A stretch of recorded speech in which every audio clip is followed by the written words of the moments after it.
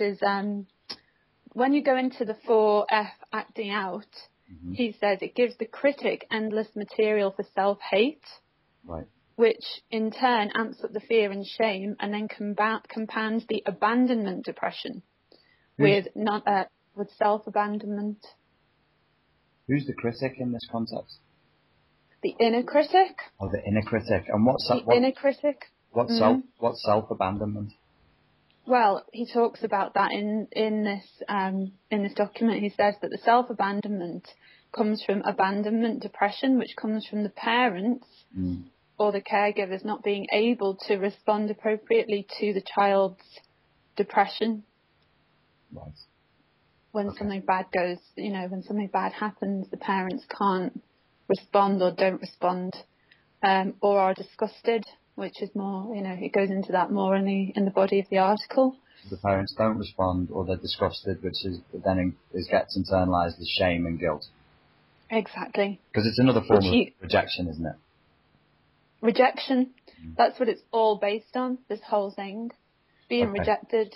I've been stealth recording you since you kicked the cat out of the room, so we need to go. So the people watching will come in halfway through a conversation, but that's okay. That's how The Sopranos worked for years, and I'll just pick up the narrative.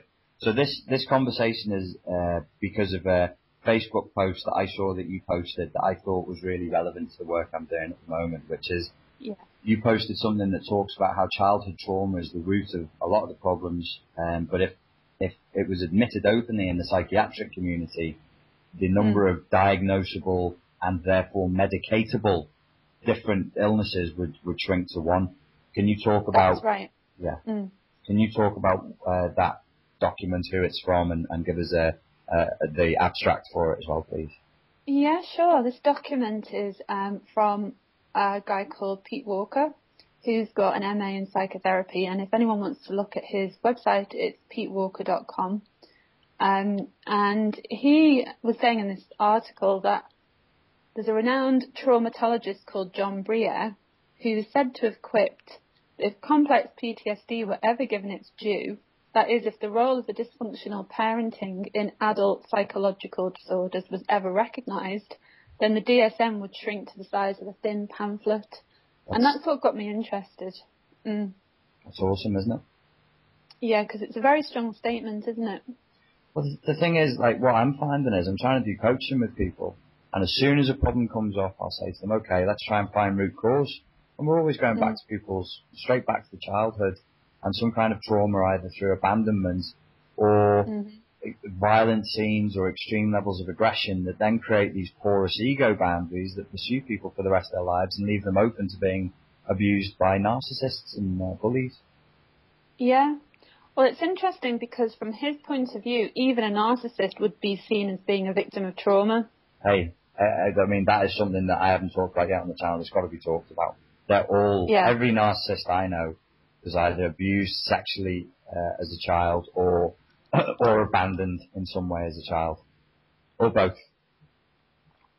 Interesting. Yeah, because he says the next part of this article says that many of these people have what he would call complex PTSD, and that is then misdiagnosed as anxiety, depression, bipolar, codependent and borderline disorders, and of course narcissistic personality disorder. He also includes obsessive compulsive disorder in it, which he says is actually an excessive fixated flight response to trauma. I mean, in the article he goes on a bit more about that, and he says that, different people have their different ways of coping. So a codependent person would fawn, as he says, in the 4Fs or 5Fs. His definition of what people do in trauma, he calls the 4Fs. And so we've got fight, which is the narcissistic way of doing it. Flight, which I think he says is the addictive way of doing it. My favourite. Yeah. And fawn, which is the codependent way of doing it. So what have we got? Fight, flight, fawn. I'd just say, whilst you're thinking of the other thing, when we're talking about fawning, it's the codependent desire to be servile to sort of deal with another person. It could even manifest as what some people see as being a mothering instinct, or I've had it in my own life as a fathering instinct. You think you're nurturing the other person, but really all you're doing is you're running from your own problems and hiding in another person. Yeah, that's right. And I've remembered the last one. It's freeze, which is disassociation. Right. Yeah. And so different people have different variations of these running at the same time. It's never just one. Mm-hmm. Mm-hmm. You know, for example, the narcissist would lash out. Maybe the borderline personality person would also lash out, you know, blaming the other person that, you know, you've done this to me. How could you do that to me? Mm-hmm. And becoming, you know, controlling, very controlling and pushy, irritable. Mm-hmm. And so in his definition, that is the fight response, which is narcissistic. So the other person no longer really, you know, matters. It's all about them. I mean, you're much more well versed in this type of thing. I mean, I have no real counselling experience when it comes to dealing with cases of child and sexual abuse or rape or violent crime. Yes, to a degree.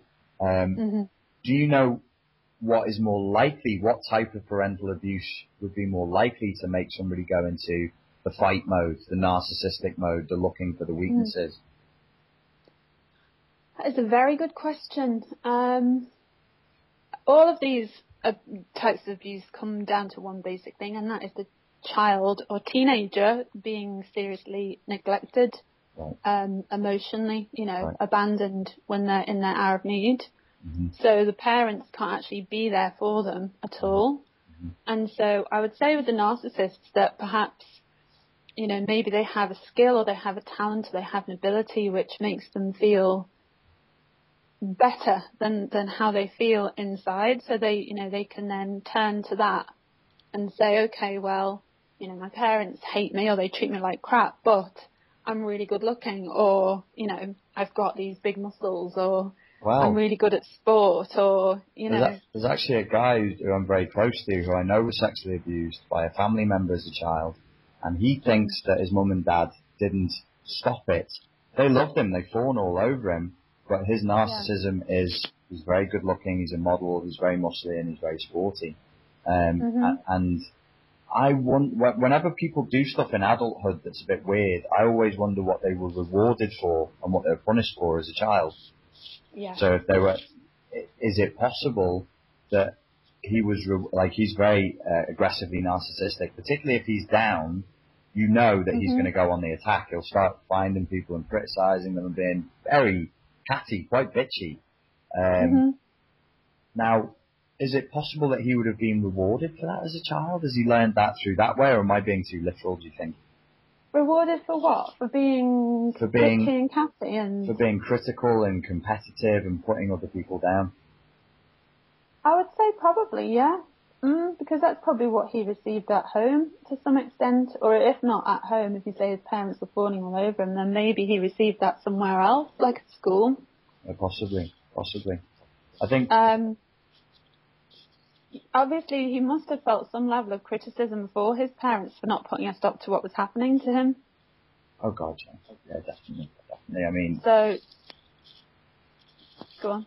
I was just going to say that kind of early childhood abuse seems to manifest as just, even I would say, not just, it can manifest as narcissism, but I even see a certain type of narcissism going with it. And it's usually a lot of hypersexualization. Interesting. Okay. And sexual hypersexualization. Yes, it's a sexual with the desire to compete sexually. So rather than going, I saw one guy as a client who'd been sexually abused and he had no interest in sex because he found his own sexual desires disgusting.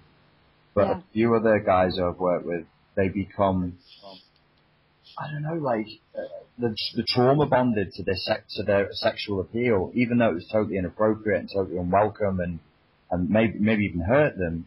They then become obsessed with their own sexual appeal throughout life.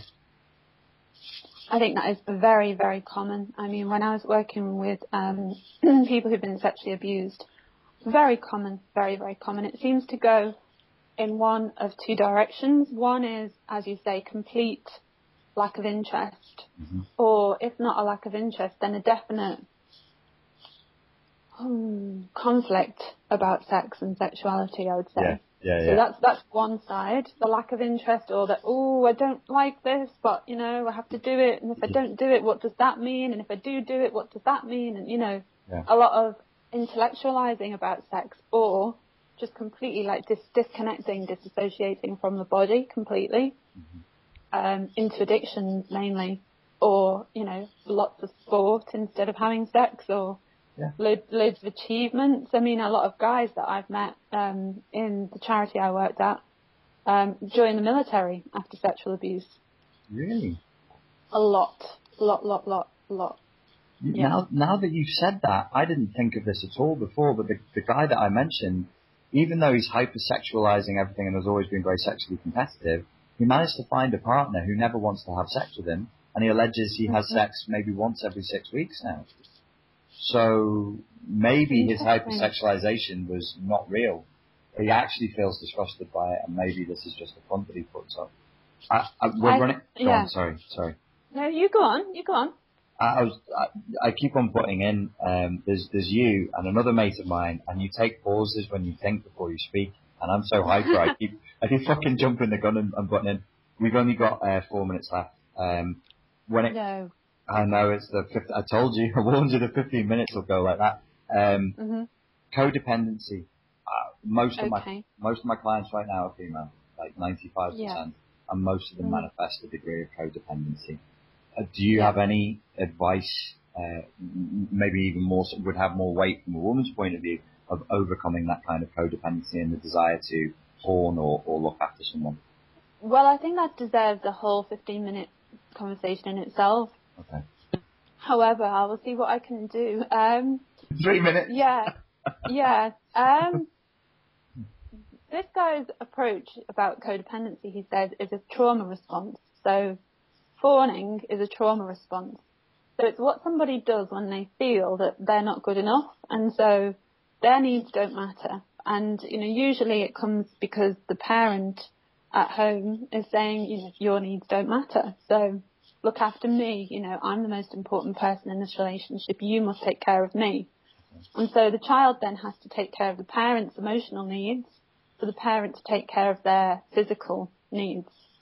That's what tends to happen, in my experience anyway.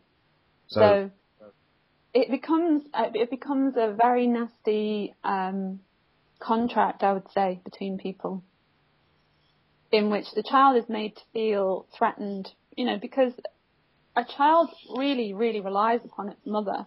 And if the mother can't provide emotional support, and, in some cases not even physically, like food or, warmth or anything, then that child is going to be very severely threatened with the possibility of death from a very early age.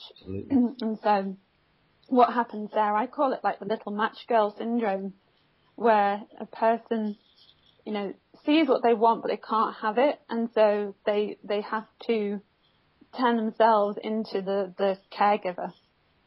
And isn't this, most of my clients as well, or a lot of my clients, are the daughters of narcissistic mothers?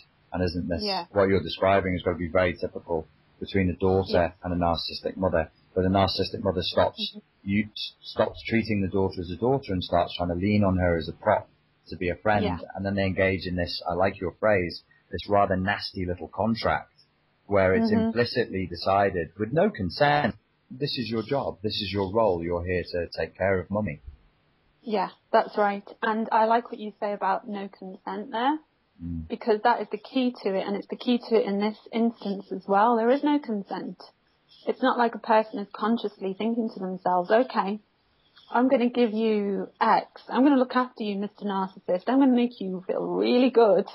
I'm going to really pump up your ego, I'm going to give you whatever you want as long as you take care of me. It's not like some people do. I mean, probably those that go out gold digging and looking to get, a sugar daddy, they probably do that consciously. But I think most people don't.